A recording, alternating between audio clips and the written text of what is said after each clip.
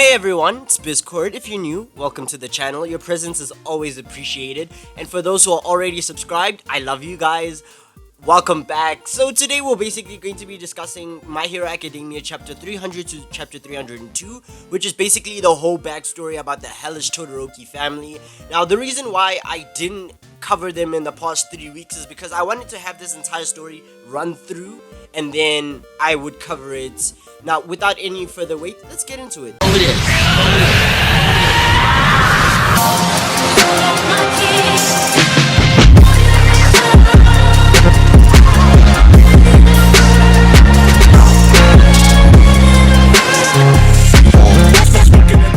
So what I will be doing is kind of piecing everything together in a form of a timeline slash story using the 3 chapters alone. I mean, I will kind of reference other chapters, but I'm mainly sticking to these 3, and once that's done, then I will give my whole opinion on the Todoroki family overall, and I might just do it in between. I don't know, we'll see how this goes. Anyways, chapter 300 starts off with a quick rundown of what's going on in society after this whole war arc has happened, and everything is basically in absolute shambles.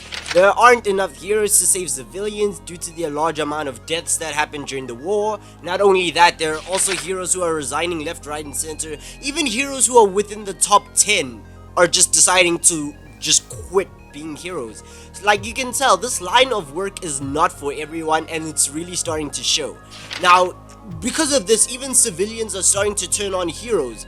They have started to gain such a large mistrust for heroes, and it makes sense because a lot of these heroes ended up arriving late to try and save these civilians, and now because of this, all of this weight, all of this hate is just being put on Endeavor's shoulders. Literally everything that's going on is being blamed on a single man, and that is way too much for a single human being. First he has to deal with the murderer of his son, and now this whole society crashing down and it's being blamed on him. Really, this would send anyone and everyone into a state of depression, and I honestly, I wouldn't be able to handle it. But he isn't in the dark yet, because as Endeavor was about to have this whole mental breakdown, his wife and his kids decided to have a serious discussion. They popped up in the hospital, and now they want to have this serious discussion, which leads us to chapter 301. Now, this whole chapter is a flashback of Touya's past. If you haven't been catching up, I really suggest that you do, but for the sake of you and anybody else who might get confused, I will be referring to Touya as Dabi because it clicks faster. It's what we're all used to. Anyways, this chapter starts off with Dabi and Endeavor having a conversation. See, prior to this, Dabi was Endeavor's dream child.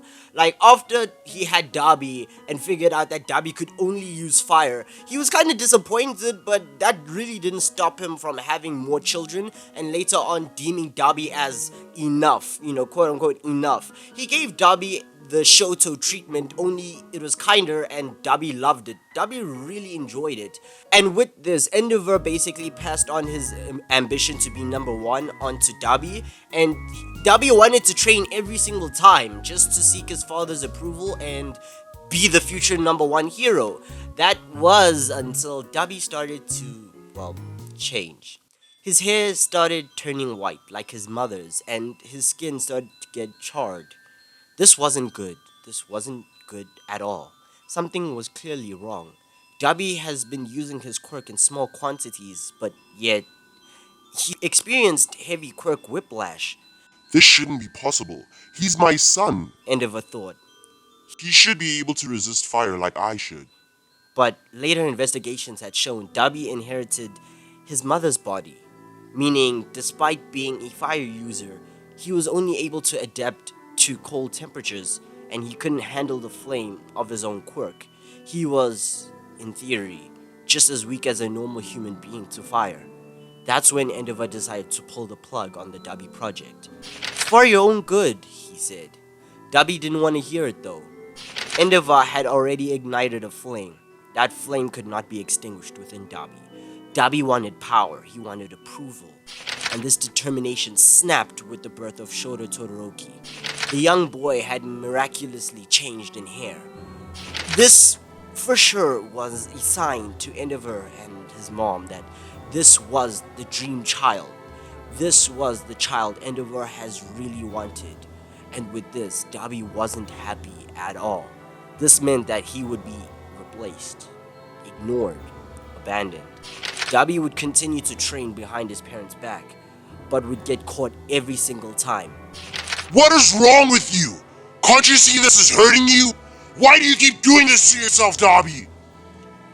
Look, listen, son. There are other worlds outside being a hero. Don't you understand? Everything you will do, just forget about it, okay? You'll forget about this all eventually. But how could he forget? All these months of reassurance, you will be the best, you will be number one. The bonding with his father, the blood, the sweat, the tears of bettering himself. How could he forget it? No, you don't understand. I need to get stronger. I need to be number one. You caused this. You started this fire and now it won't stop. Why? Because I'm your son. Look at me. Look at me, Endeavor. Look at me! Dabi couldn't handle it, and with a fit of rage, he immediately decided to attack Shoto with the intent to kill. This was the first taste of a murderous intent Dabi had once experienced at the age of 8. And that brings us to chapter 302. Sorry if I'm treating this kind of like a story. I think it just makes it a bit more interactive, especially if I put like some dark, deep, depressing music. But instead of just reading it page for page, I'd rather turn this into a story. Anyways, let me know how you feel about it. Like, should I do more of it? But anyways, let's continue. After the incident, Endeavor had made it very clear that no sibling is allowed to interact with Shoto, and this is where hell slowly broke loose. Well, calm down, for now. That was until 5 years later. Hey, Dabi, let's go play! Okay, everything seemed fine. Dabi's passion seemed to have calmed down, but oh boy. We were all so wrong. Dabi had been going out frequently to an isolated hill. His mom wasn't pleased with this, at all. Please, reconsider. You could be anything you want to be. You don't have to follow after your father's footsteps. Please, I beg you, reconsider. But Dabi didn't want to hear this. Everyone was against him. He couldn't take it anymore. What do you know about it, Mom? You think Dad is the only person who got me going? Your family was poor, so they sold you away. Isn't that why I was born in the first place? Dabi stormed out, sick of his sister telling him to quit, sick of his mom telling him to quit. No one believed him. They claimed it was for his own good, but he didn't care. Heroes go through scars and hardships, right? So why can't I? Dabi thought to himself. And with that, he trained and trained. His body was growing. Puberty was changing his body, as well as his fangs. Suddenly, they were blue. Hey, Dad! During the summer holiday, why don't you come with me? I have something to show you, and it's something amazing! Endeavor already knew what was going on. Dabi's wounds were getting worse and worse. I really think Shoto has some competition. And I might not be as strong as All Might yet, but it's still something to behold, Dad. Then you'll see, I wasn't a mistake! This set off a fuse in Endeavor, which will later on lead into years of domestic violence. Why didn't you stop him? You were supposed to watch Dabi! A whole fight broke out. The entire Todoroki family was within earshot without how loud this fight was. Everyone was scared. Everyone was worried. They're just kids. They can't handle this. But what did you expect when the ambitions of a man is the reason why he had a family in the first place? Endeavor didn't show up during the summer holiday, and that's when Dabi lost it. This was that push that he needed. That sign that he wasn't important anymore. He wasn't even worth his father's mere attendance. Dabi lost it. His flames grew. Sadness, rage, regret, ambition, determination. This burnt the entire forest, and from that day on, Dabi was presumed dead. And that was the end of the flashback. I hope you enjoyed listening, even though my voice acting is clearly not that good. But anyways, the family ended up having a group discussion about how it's not only Endeavor's fault that Dabi ended up the way he did. It was kind of a group effort of neglect. But there was hope.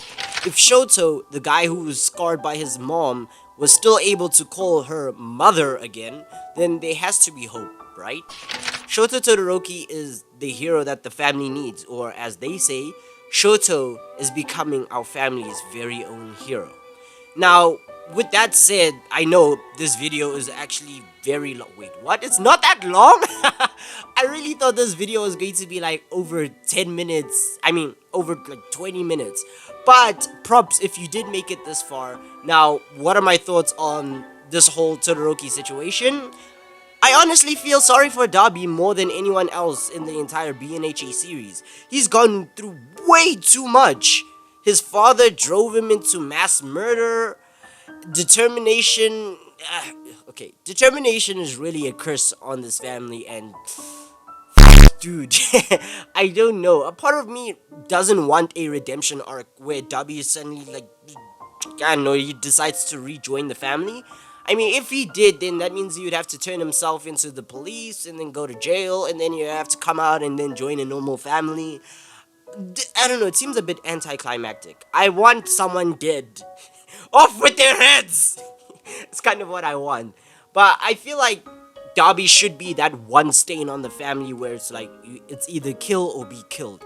Well, not really kill, but Dabi, I don't know. I don't know. I want something where it's like Dabi would be imprisoned, sent to prison, go through some therapy, and then try to get better. But somehow it ends up making him even worse. I don't know what's wrong with me. But that's what I want with this series. And I know a lot of people can kind of relate with Dabi with the whole domestic abuse, that abusive household thing. I definitely can relate, and I sympathize with Dabi so much because of that. That's the only reason why Dabi is one of the villains that I can, I don't know, appreciate the most. But I remember once posting on my WhatsApp status saying that Dabi and Tomura are villains because of father issues. And I said that as a joke. I mean, it's true, but yeah. Now, I honestly speaking, I would have ended up in the very same situation. I mean, I wouldn't have planned everything so extensively, but this whole thing of becoming a villain just to spite your father, yeah, I can relate. I definitely can relate. Like, this family is way too chaotic, but it's heading towards a better place, and that makes me happy. I'm glad to see it. I don't know why I'm stuttering so much, but anyways, I don't really have much to say on this family except for Dabi. I hear you loud and clear.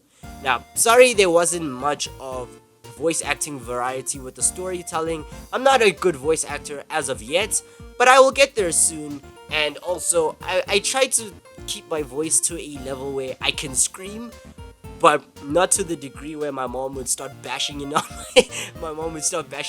my door, telling me to shut the fuck up. So I tried my best with what I had, and I hope you enjoyed it. Anyways, let me know how you thought of everything, and if you enjoyed it, like, comment, and sub to the subscribe button. Dislike it if you dislike it. This has been Biscord signing out. Bye.